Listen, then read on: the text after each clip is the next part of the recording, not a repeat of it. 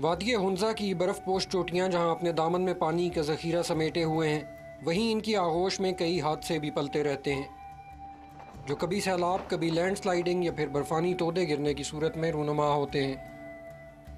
ایسے ہی ایک حادثے کا شکار وادی ہنزہ کے ایک گاؤں آباد کے لوگ ہوئے تھے جب 4 جنوری 2010 کی دوپہر 3 بجے ان پر آفت کا پہاڑ ٹوٹ پڑا تھا۔ بڑے بڑے وہ درخت ہوا میں تھے، اس کے بعد جتنے بھی ملبے جو ہے وہ نیچے آ گئے، وہ بھی ملبے بھی ہوا پر تھا۔ میرے گھر سے 10 فیملی ممبرز اس میں جو نا ہم سے جدا ہو گئے۔ وہ اس لیے فوت ہوا کہ ہمیں کسی نے یہ نہیں بتایا کہ تمہارے گاؤں کے لیے ملبہ آگ سے گر کر اس طرف آ جائے گا۔ جتنے بھی گھر تھے اور بچے تھے سب ملبے نیچے چلے گئے، تو ہمیں کچھ بھی نہیں رہا ہے۔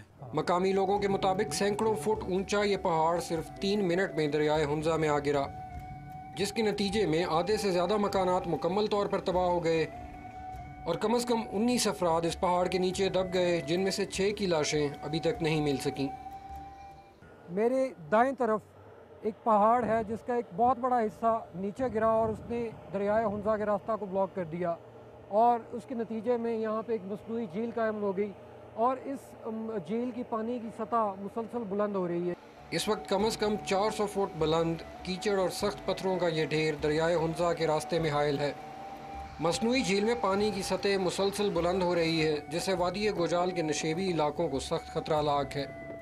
مصنوعی جھیل کا پانی گوجال وادی کے گاؤں آباد میں پہلے ہی داخل ہو چکا ہے، تاہم گاؤں سے لوگوں کو محفوظ مقامات پر منتقل کیا جا چکا ہے۔ آباد کے لوگ اس خدشے کے پیش نظر کہ وہ شاید ان گھروں میں کب واپس لوٹیں، اپنے مکانوں کی چھتیں بھی اتار کر ساتھ لے گئے ہیں۔ ہم نے لوگوں کو حادثے کی وجہ سے ہونے والے نقصانات اور ان کی مستقل بحالی کا انتظام کر لیا ہے۔ ابتدائی طور پر آباد سے بے گھر ہونے والوں کو ہنزہ میں قائم کردہ انجمن ہلال احمر کے کیمپوں میں رکھا گیا ہے، جہاں ان کو کھانے کی اشیاء اور ادویات فراہم کی جا رہی ہیں۔ تقریباً 1 ماہ سے زیادہ عرصے سے یہ لوگ ان کیمپس میں مقیم ہیں۔ ان محنت کش لوگوں کا حکومت سے یہ مطالبہ ہے کہ ان کو جلد از جلد ایسے محفوظ مقامات پر آباد کیا جائے جہاں یہ اپنا آبائی پیشہ یعنی زراعت دوبارہ سے شروع کر سکیں اور ایک نئی زندگی کا آغاز کر سکیں۔ ان لوگوں کو اس بات کا علم نہیں کہ انہیں کب تک ان عارضی کیمپوں میں رہنا پڑے گا۔ کچھ ہی عرصے میں گلیشیئرز پگھلنا شروع ہو جائیں گے اور دریائے ہنزہ میں پانی کی مقدار میں تیزی سے اضافہ شروع ہو جائے گا۔ نتیجتاً مصنوعی جھیل میں پانی کی سطح بھی بلند ہوگی۔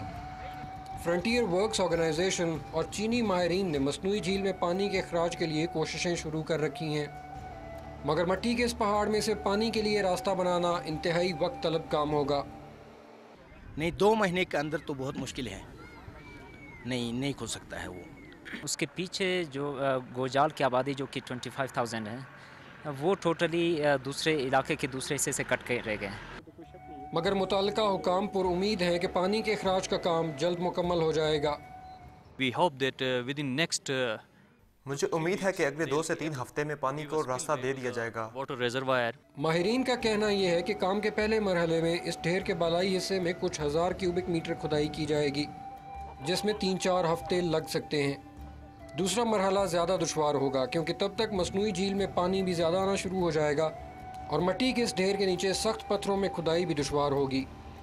Building and Roads Department, they have been asked for construction of building and roads department کو خطروں کا راستہ بنانے کی ہدایات کی جا چکی ہیں، ساتھ ہی ہم نے کشتیاں چلانے کا بھی انتظام کیا ہے۔ for some sort of motor boats as well. مقامی لوگوں کا کہنا ہے کہ وادی گوجال کے علاقوں میں ادویات اور اشیاء خورد و نوش کی بروقت ترسیل بھی ضروری ہے، جس کے لیے ہیلی کاپٹرز اور کشتیاں ناکافی ہیں۔ گوجال کے علاقے ششکیت اور گلمیت کو آپس میں ملانے والا پل بھی پانی میں مکمل ڈوب چکا ہے۔ اس کے بعد بالائی علاقوں کا نشیبی علاقوں سے شاہراہ کراکرم کے ذریعے رابطہ منقطع ہو جائے گا۔ ماہرین ماحولیات کے مطابق مصنوعی جھیل کی وجہ سے ماحول پر بھی مضر اثرات مرتب ہو رہے ہیں۔ علاوہ ازیں دریائے سندھ میں پانی کے بہاؤ اور اس کی مقدار پر بھی اثر پڑ رہا ہے، کیونکہ دریائے ہنزہ کا پانی آباد کے مقام پر رک چکا ہے، جو دریائے گلگت کے ذریعے دریائے سندھ میں گرتا ہے۔ دراز ڈان نیوز، ہنزہ۔